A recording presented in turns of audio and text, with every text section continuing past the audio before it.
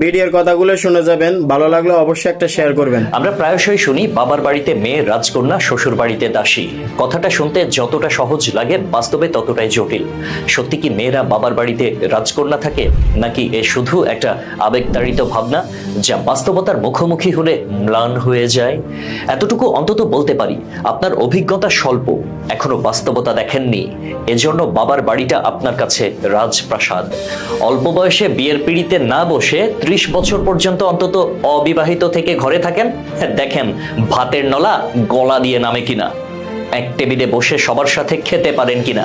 দেখবেন আপনার জন্মদাত্রী কিভাবে আপনাকে কলিজা ছেঁড়া আঘাত করা খোঁটা দেয়। বয়স বেশি হয়ে যাওয়ায় টিপ্পনি যেদিন বুঝবেন সেদিন টের পাবেন। জামাই বাড়িতে অশান্তি হোক, সবাই বলবে চলে আসো, আমরা আছি। 2 দিন বাপের হোটেলে খেয়ে দেখেন, গলা টেনেও সেই ভাত পেট অব্দি নিতে পারবেন না। আপনি যার আদরের কন্যা, দেখেন আপনার কিং বাবা আর কুইন মা উঠতে বসতে কিভাবে খোঁটা দেয়। আর যদি ভাইয়ের হোটেলে খান, ওইটা ভাত না ভাই রে, বিষ। একটা মেয়ে যখন ছোট থাকে তখন তার বাবা মা তাকে সত্যি রাজকন্যার মতো আগলে রাখে। আদর, ভালোবাসা, যত্ন সবকিছুতেই তাকে ভরিয়ে দেওয়া হয়। কিন্তু সেই মেয়েটি যদি বয়স বাড়ার সঙ্গে সঙ্গে বিয়ে না করে বাবার আশ্রয়ে থাকে, তখন কিন্তু সে আর আগের মতো রাজকন্যা থাকে না। একটা মেয়ে যতক্ষণ বিয়ের উপযুক্ত বয়সের মধ্যে থাকে ততক্ষণ তাকে ঘিরে বাড়ির মানুষের এক ধরনের যত্ন শুশ্রূষা থাকে।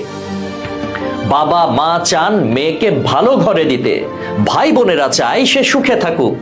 কিন্তু বয়স বাড়ার সঙ্গে সঙ্গে সমাজের দৃষ্টিভঙ্গিটাই বদলে যায়। 25-এর পর যখন বিয়ের প্রস্তাব ধীরে ধীরে কমতে থাকে, তখনই শুরু হয় আসল খোঁচা। পরিবারের চাপের পাশাপাশি আশেপাশের আত্মীয় স্বজন, পাড়া প্রতিবেশী সবার কথা মেয়েটিকে ক্রমাগত আঘাত করতে থাকে। আগে যে বাবা মা বলতেন আমার মেয়ে রাজকন্যা, সবাই হয়তো পরে বলতে শুরু করেন এত পড়াশোনা করে কি হবে, বিয়ে না হলে মেয়েদের মূল্য থাকে না। অনেক মেয়ে সংসার টিকিয়ে রাখতে না পেরে বা নানা সমস্যার কারণে ডিভোর্স নিতে বাধ্য হয়। তখন কি বাবার বাড়ি সত্যি আশ্রয় হয়ে ওঠে? প্রথম দিকে বাবা মা হয়তোবা সান্ত্বনা দেয়, কিন্তু ধীরে ধীরে সমাজের চোখ রাঙানি তাদের মনোভাব পাল্টে দেয়।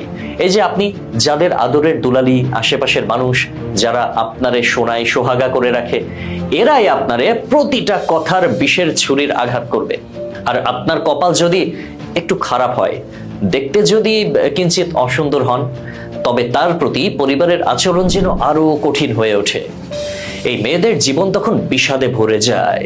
পরিবার হয়তো বলে তোমাকে তো অনেক কষ্টে মানুষ করেছি, এখন তুমিই আমাদের বোঝা হয়ে গেলে।